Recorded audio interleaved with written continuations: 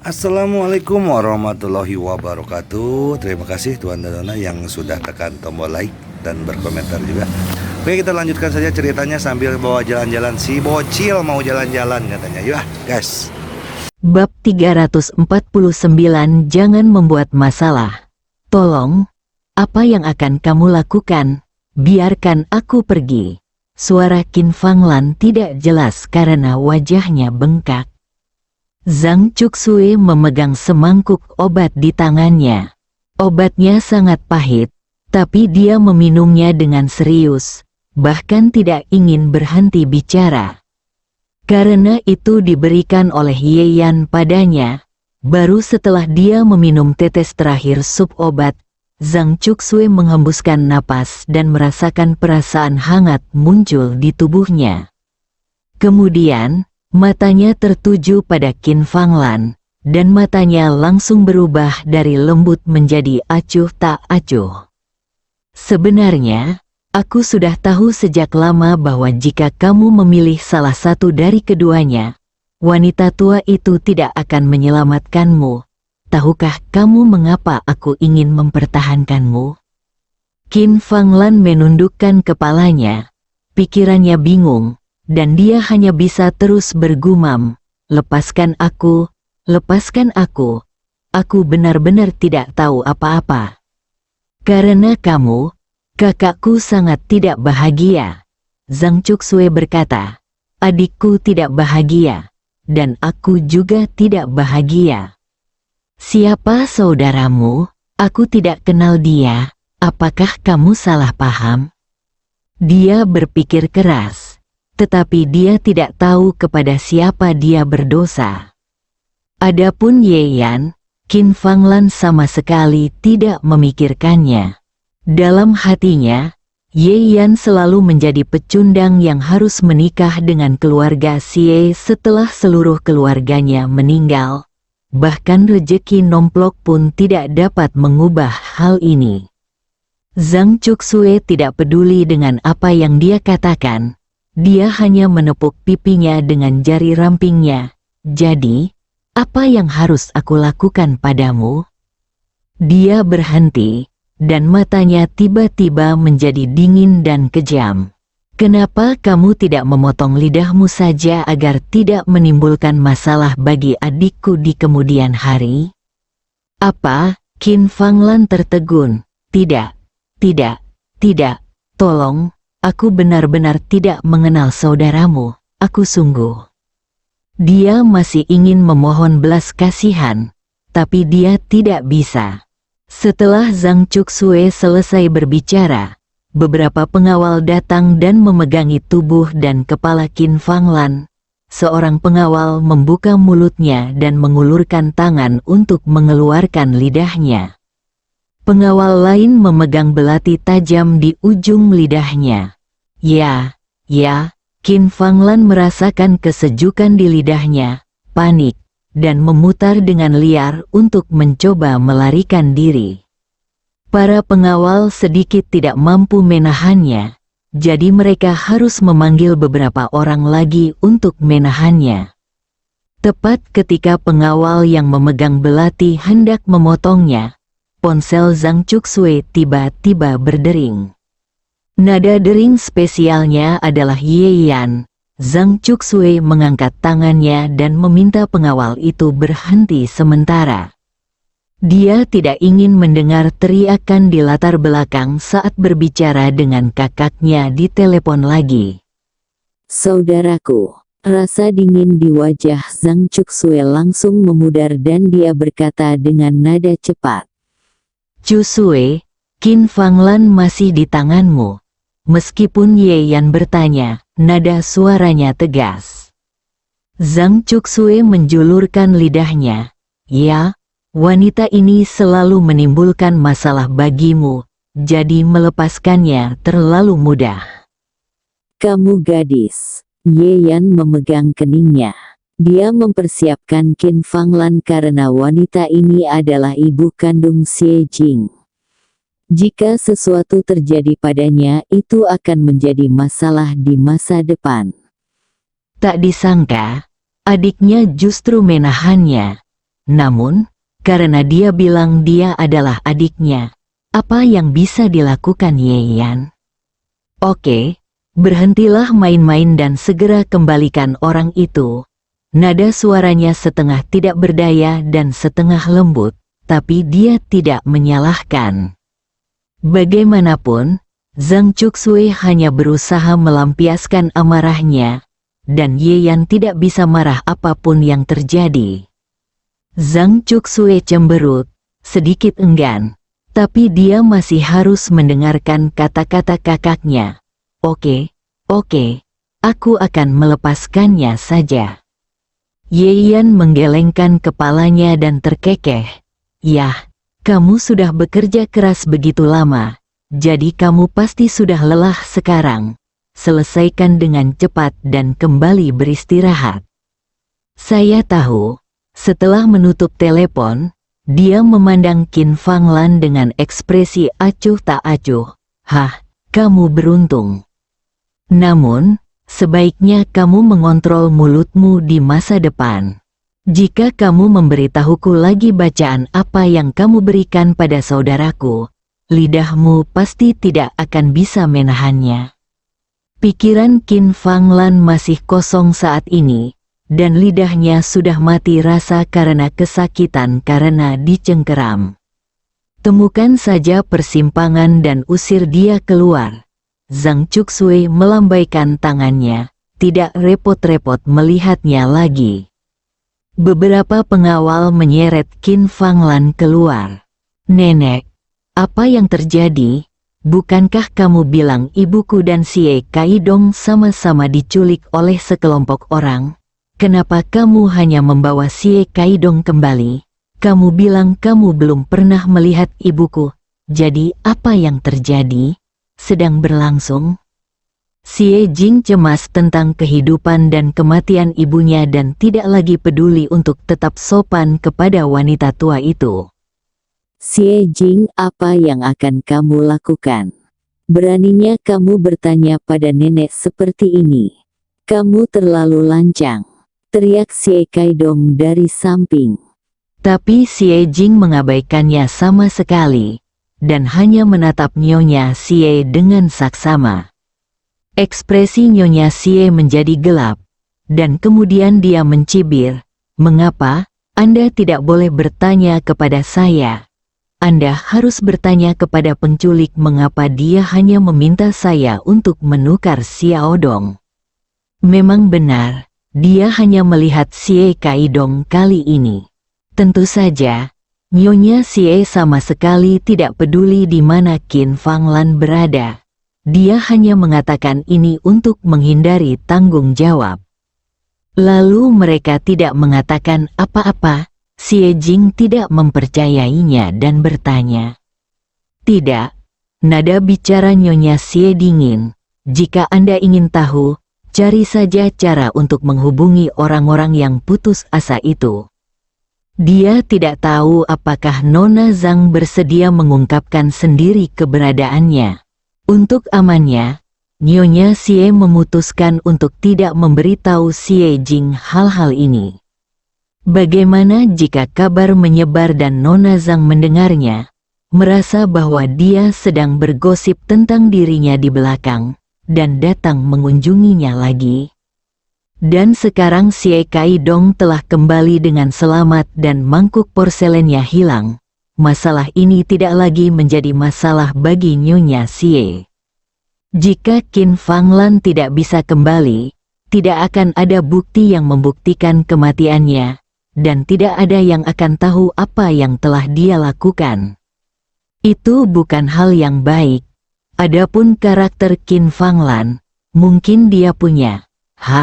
Xie Kaidong berkata dengan nada schadenfreude. Ketika Xie Jing mendengar apa yang dia katakan, wajahnya menjadi pucat, tubuhnya bergoyang, dan kakinya sedikit goyah. Inilah yang paling mengkhawatirkannya. Saat itu, Ye Yan masuk setelah menelepon, mengulurkan tangannya untuk menopang Xie Jing, dan berkata dengan ringan, "Saat aku membuka mulut, tercium bau kotoran. apakah kamu minum air seni? Wajah Xie Kaidong awalnya pucat, dan kemudian mulai berubah menjadi ungu.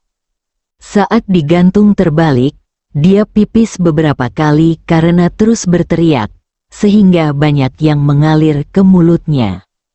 Sekarang ketika Ye Yan mengatakannya, bau seperti mimpi buruk itu muncul. Xie Kaidong menutup mulutnya dan bergegas keluar. Lalu Ye Yan mengalihkan pandangannya ke Nyonya Xie. Saya penasaran dengan apa yang diinginkan orang-orang ini, menjadikannya begitu misterius. Bab 350 kembali. Nyonya tua, tahukah Anda apakah Qin Fanglan tahu bahwa jika dia kembali, akankah dia memberitahu kami?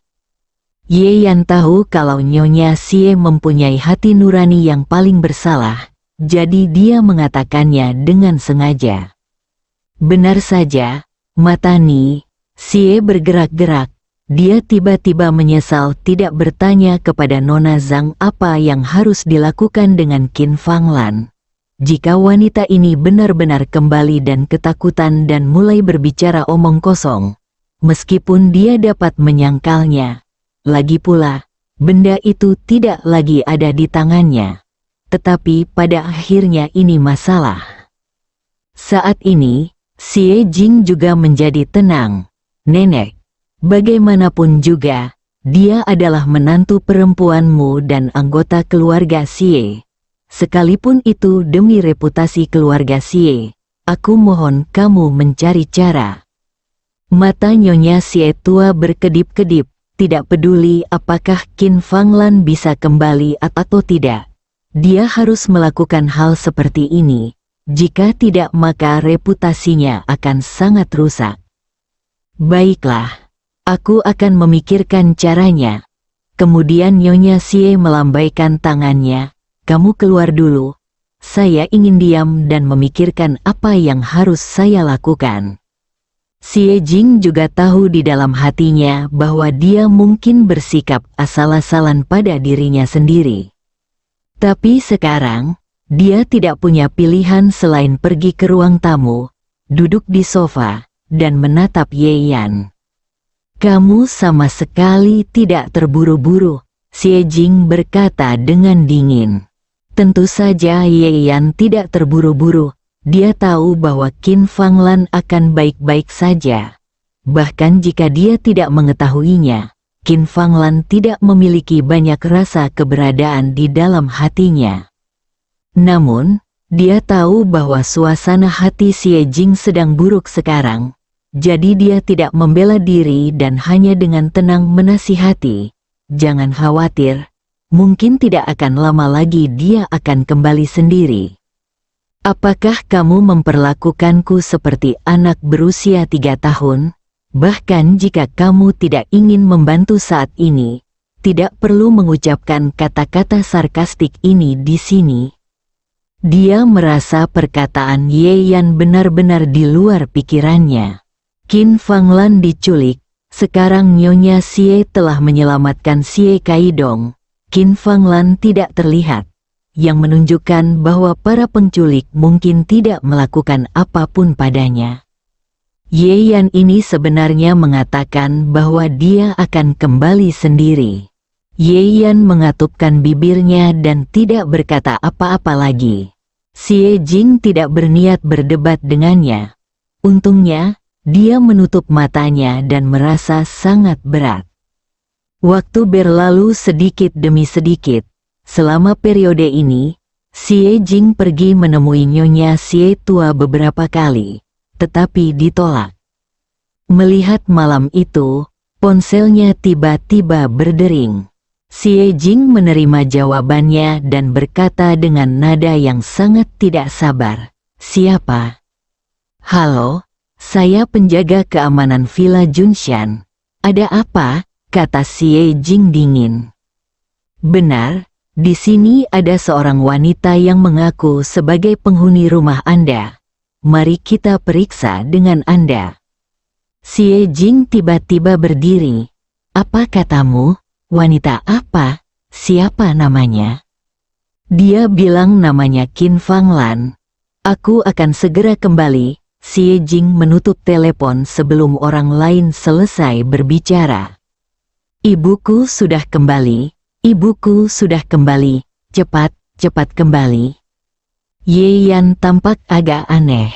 Setelah sekian lama, kemana adiknya meninggalkan Qin Fanglan? Tapi dia sedang memikirkan sesuatu, jadi dia tidak bergerak perlahan. Dia mengikuti Xie Jing dan berlari keluar dan menyalakan mobil. Di ruang belajar, wajah Ni Xie tidak terlihat bagus. Qin Fanglan benar-benar kembali. Villa Junshan. Ye Yan dan Xie Jing bergegas ke pintu masuk area villa dan melihat seorang wanita kotor duduk di tepi jalan di luar gerbang, memandangi seorang pengemis. Itu adalah Qin Fanglan. Bu, teriak Xie Jing. Begitu mobil berhenti, dia membuka pintu dan bergegas, memeluk ibunya dan menangis dengan sedihnya. Qin Fanglan tertegun sejenak, lalu memeluk Xie Jing dan menangis lebih keras dari suaranya. Butuh waktu lama bagi ibu dan putrinya untuk tenang. Pulanglah dulu, kata Ye Yan setelah melihat mereka hampir menangis. Xie Jing meliriknya, dengan tatapan rumit di matanya. Dia tidak menyangka ketika Ye Yan mengatakan Qin Fanglan bisa kembali sendiri, Qin Fanglan sebenarnya kembali sendiri. Hal ini membuat Xie Jing merasa sedikit bersalah.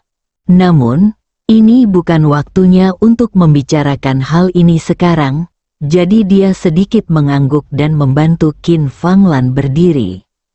Kembali ke vilanya sendiri, Xie Chengqian menangis dengan sedihnya lagi. Setelah semua orang tenang, Qin Fanglan, sambil memegang secangkir teh panas, berbicara tentang pengalamannya. Ternyata orang-orang Zhang Chuxue meninggalkannya di pinggir jalan pinggiran kota dan pergi. Qin Fanglan menyelamatkan hidupnya, tetapi sebelum dia bisa bahagia, dia menyadari bahwa dia tidak tahu bagaimana cara kembali. Ponselnya hilang, dia tidak punya uang sepeser pun, dan dia tidak tahu di mana dia berada, apalagi ke arah mana dia akan pulang. Untungnya, Qin Fanglan menemukan tanda itu di pinggir jalan dan tidak salah arah. Namun, dia telah dipukuli dan diseret selama 2 hari terakhir.